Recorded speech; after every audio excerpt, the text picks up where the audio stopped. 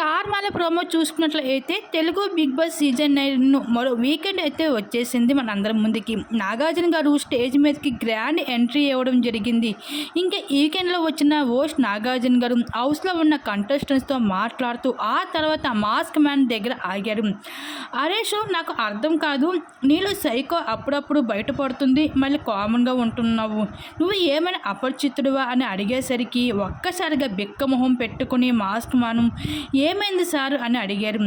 ఏమి కాలేదని నువ్వు అనుకుంటున్నావా అని అడిగేసరికి ఏదైనా సరే నీ ప్రవర్తన మార్చుకోకపోతే చాలా కష్టంగా ఉంటుంది. అంతేకాదు నువ్వు ఫుడ్ తినకుండా బిగ్ బాస్ మీద అలగడం నాకు అది ఏమాత్రం కూడా నచ్చలేదు. ఒకటి చెబుతున్నాను, హౌస్లో నువ్వు దమ్ముంటే నీ బిగ్ బాస్ నన్ను పంపించు బయటికి అన్నావు.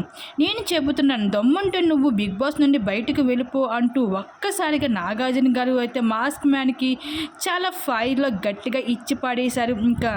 ఇంకా అయితే ఆ మాస్క్ మ్యాన్ అరెస్ట్ అయితే లేదు సార్, నా తప్పు, నేను రిలీజ్ అయ్యాను, నేను ఇక్కడి నుంచి నేను మంచిగా ఉంటున్నాను, అంతే కదా అందరితో కలిసి ఉంటున్నాను అని చెప్తూ ఉంటాడు.